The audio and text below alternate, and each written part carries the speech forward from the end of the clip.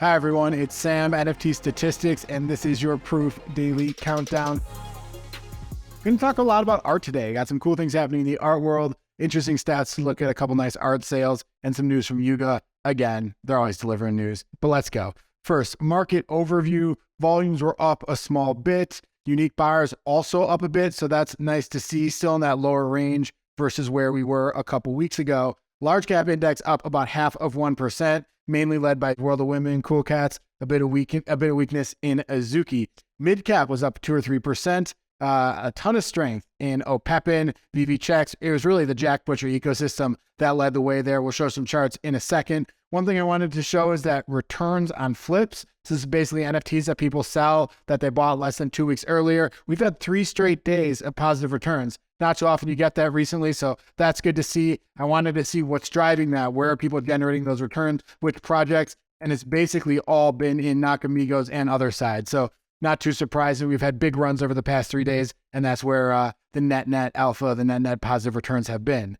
Opepin Edition, going back to that, up 40%, something like that. Jack Butcher tweeted Opepin AI, just basically the idea that people can potentially use AI to create their Opepins if they ever create one. There's a lot we don't know here, but something about this got people excited. You can see the floor had a pretty big rally up to about 0.44 ETH. Now, one other interesting thing that I thought here is that Opepins actually flipped Check's Originals. This is the first time that Opepins have been above Check's Originals. Now, again, Check's Originals are the ones that have already been burned. So the Check's Editions, when they originally created, if you haven't burnt that one has a much higher floor price. But versus Check's Editions, Opepins are now a touch ahead of where those are. Another strong day for captains, almost pushing their all-time high, so that's always fun to see. In terms of art projects, actually a fair bit of volume. There were 6 projects that did more than 10 ETH of volume. Looking into a little bit more, this ringer sold for 39.9 ETH. This is a tragically low price for this ringers. The ringer's floor right now is 54, and this is a really clean kind of 4x4 grid. So that's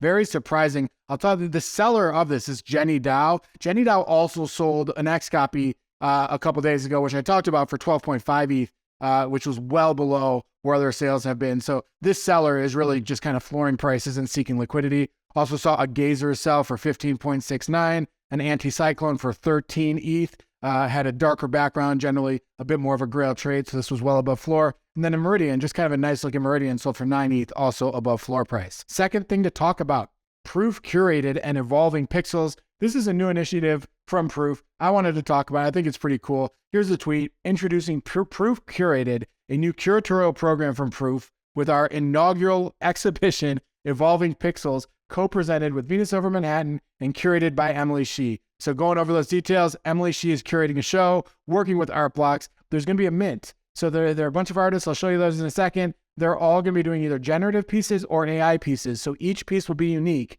And there's going to be a mint on April 12th. The price is not yet decided yet.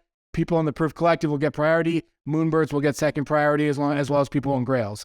This will be an exhibition from April 12th to April 24th at Venus Over Manhattan, which is a gallery in New York. Great relationships with a lot of artists like Snowfro and others. So cool to see that relationship formed. Here are the different artists that are there. Neural Bricolage, a bunch of really interesting artists. I think this is going to be a really cool exhibition, something cool to see from Proof, so pumped for that.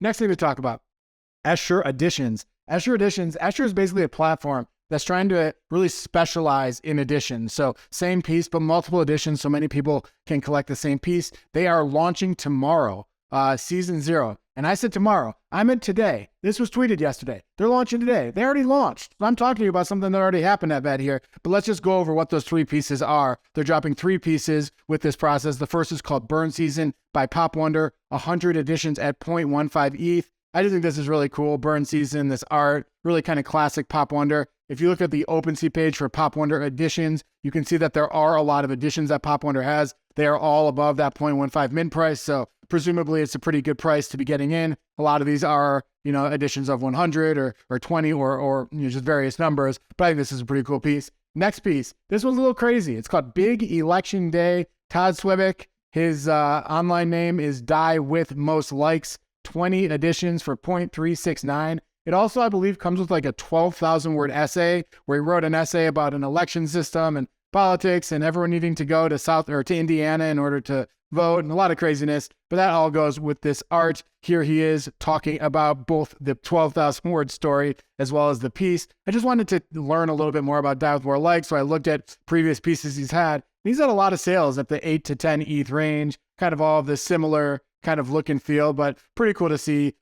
Curious to see how that one goes. That one's also a little bit unique because it's only 20 editions, but it's at 0.369 ETH. So a much higher price than the other ones, but only 20 editions. And then the last one is this piece called Midnight Cruise by Postwook, 100 editions at 0.069 ETH.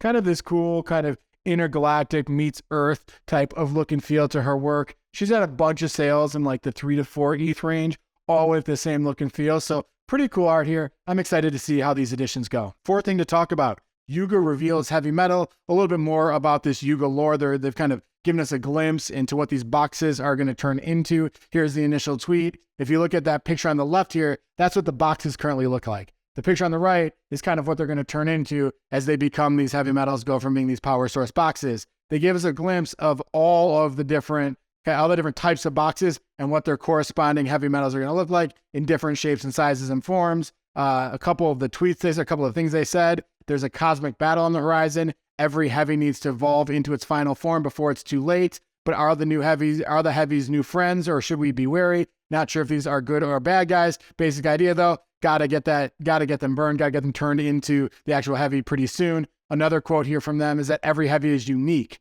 and it's a dynamic NFT that evolves based on the holder's decisions. 8 different types, countless trait types. Each has its own skills, personality, and roles, but they're all designed to transform. So the users, the holders, are going to have to be involved here. One of the reasons I actually didn't buy one, because for me, I like to own NFTs. I can just put in my vault and never worry about them. This is one where if you want to be involved, you want to play, it seems like it could be a good place for you. If you want to just vault stuff, who knows, maybe not as much. The reveal from their website is coming in April. This is something they've showed. They have so many different things on the roadmap, but we believe this Evo reveal is coming in April. They also talk about how you can customize yours during a Forge event and include this image. So a few things. I don't know. There's always so much going on with the Yuga lore. They got a bunch of stories going on at once, but it's pretty cool. It's just a lot of action. These guys are phenomenal storytellers. Fun to play along and pay attention. The floor fell slightly on the news. I think the floor went from like 2.3 to 2.1. So we didn't really get a great price response, but that's normal. Since when did news ever create positive price responses? Overall though, holding pretty steady here around 2.15. So decent to see that. Last thing to talk about is a few notable sales. Before I go into specific pieces, let's talk about Frank DeGods going out there and just buying a boatload of NFTs, buying a boatload of ETH NFTs. You know, they already moved Utes to Polygon. Now they're moving DeGods to ETH. I think he's just trying to get some love from people, try to get that reciprocal energy. And he tweeted about 15, 20 different projects, which he bought, gave some love to the Moonbirds. Love to see it. I'm now an art collector, he said. Rug Radio for Farouk, got the Doodles, got the Sappy Seals, he did Penguins. He did so many different ones. Here's a picture of his wallet right now. You can see he got the Bored Ape and the Azuki as well. So always fun to see that. We need more Franks. We need more people coming in, buying NFTs, long-term holders. Love to see it. Can't complain.